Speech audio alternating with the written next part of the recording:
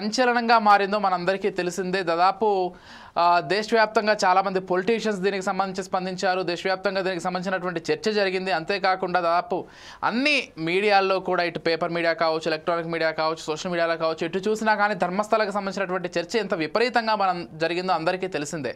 అయితే ఈ ధర్మస్థల సామూహిక ఖననాల కేసులో ఒక పెద్ద ట్విస్ట్ అయితే చోటు చేసుకుంది. ఏంటి అనుకుంటున్నారా? దాన్ని వివరించే ప్రయత్నం చేస్తాను. మీరు కూడా ఆశ్చర్యపోతారు ఖచ్చితంగా ఇప్పుడు జరిగేటువంటి ఈ ట్విస్ట్ మీకు తెలిస్తే. 100 మృతదేహాలను ఖననం చేశారని ప్రకటించుకున్నటువంటి ఒకప్పటి ఆ పారిశుద్ధ్య కార్మికుడు ఎవరైతే ఉన్నారో అతను తన మాటను ఇప్పుడు పూర్తిగా కూడా మార్చేశాడు. తనతో బలవంతంగా ఈ ప్రకటన చేయించారని సిట్ ఎదుట అతను మరో ప్రకటన చేశాడు.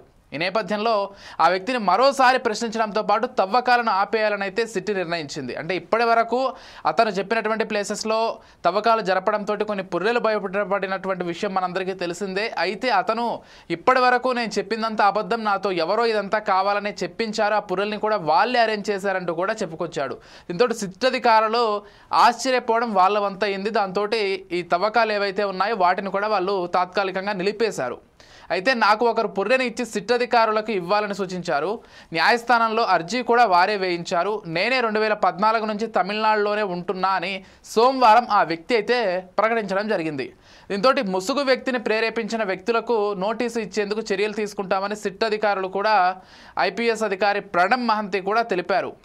అంటే అసలు ఎవరితనతో చెప్పించారు ఏంటి ఆ ఆరా కూడా తీసుకునే ప్రయత్నం చేస్తున్నారు. అతను తెలిసిన తర్వాత అతనికి నోటీసులు ఇస్తామంటూ కూడా వాళ్ళు చెప్తున్నారు. అసలు దీని వెనక ఎవరున్నారు ఏంటి అనేది ఇప్పుడు ప్రస్తుతం పెద్ద చర్చగా మారింది. భీమా చిన్నయ్యగా కన్నడ మీడియా పిలుస్తున్న ముసుగు మనిషికి లై డిటెక్టర్ పరీక్షలు చేయించాలని కర్ణాటక విధానసభలో బీజేపీ సభ్యులు డిమాండ్ అయితే చేస్తున్నారు. అతడు చూపించిన అన్ని ప్రదేశాల్లో అధికారులు తవ్వకాలు కూడా జరిపారు. ఒక ప్రదేశంలో మినహా మరెక్కడా కూడా కళేబరాలు, అస్థిపంజరాలు లభించలేదని హోంమంత్రి పరమేశ్వర్ కూడా ఇప్పటికే ప్రకటించినటువంటి విషయం కూడా మనకు తెలిసింది. అయితే మొట్టమొదటిసారి అతను తవ్వించోట పుర్రె బయటపడింది. ఆ తర్వాత ఎక్కడా కూడా ఏది కూడా బయటపడలేదు. దానికి సంబంధించి ప్రభుత్వం వైపు నుంచి ఈ ప్రకటన కూడా విడుదల చేశారు.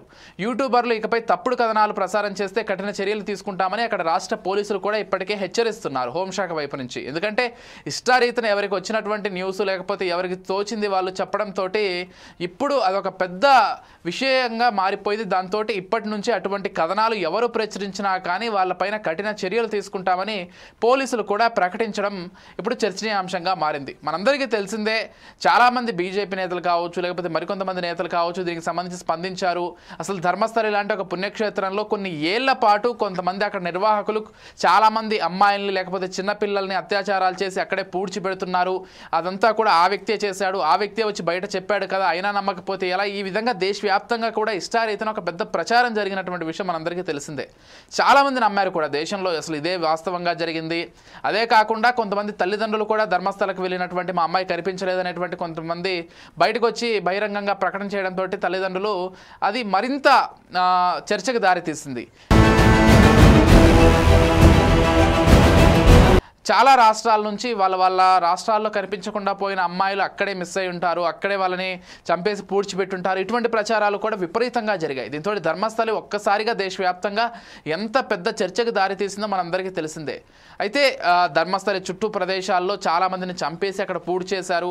ఆ తర్వాత ఆ పుర్రెల్ని కూడా అక్కడే ఉన్నాయి. ఇప్పుడు నేను చూపిస్తానని ఒక వ్యక్తి బయటికి రావడం ఇదంతా పెద్ద రచ్చగా మారిపోయింది. అయితే ఇప్పటికైనా ఒక ఎండ్ కార్డు పడుతుందా లేదా అనేది కూడా వేచి చూడాల్సింది. ఎందుకంటే ఈ వ్యక్తి ఇప్పుడు ఏదైతే చెప్తున్నాడో తనతో ఎవరో ఇదంతా కావాలనే చేపించారు, ఇక్కడ ఇదంతా సామూహిక ఖననాలు జరిగాయని తనతో చెప్పించారు, ఒక పుర్రెను కూడా వాళ్ళే ప్రొవైడ్ చేశారు, నేను మొట్టమొదటి చూపించినటువంటి పుర్రె అదే, ఈ మొత్తం విషయాలు కూడా అతను కూడా ఇప్పుడు చెప్తున్నాడు. అంటే సిట్ అధికారులు కొంత బలంగా ప్రశ్నించడంతో అతను ఈ విషయాలన్నీ కూడా బయట పెడుతున్నాడు. అయితే అతని వెనక ఎవరున్నారు, ఎందుకు ఇదంతా కావాలని చెప్పించే ప్రయత్నం చేశారు, దీనివల్ల వాళ్ళకేంటి లబ్ధి, కేవలం రాజకీయ కోణంలోనే ఇదంతా జరిగిందా లేకపోతే వేరే కోణం ఏదైనా ఉందా, ఇవన్నీ కూడా తెలియాల్సినటువంటి అంశాలుగానే పరిగణించాల్సి ఉంటుంది.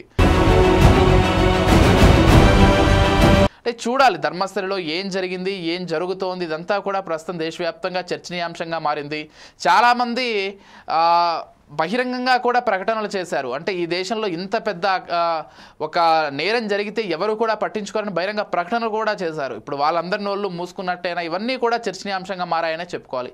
చూద్దాం మరి ఈ కేసులో భవిష్యత్తులో ఏవైనా టెస్టులు ఉండబోతున్నాయా, లేకపోతే అతను చెప్పినట్లుగా ఎవరైనా అతని వెనక ఉండి ఇదంతా చేపించారనే ప్రూవ్ అవుతుందా, ఒకవేళ అతను ఎవరు, దాని వెనక స్టోరీ ఏంటి, ఇవన్నీ కూడా తెలియాల్సి ఉంటుంది సమీప భవిష్యత్తులో.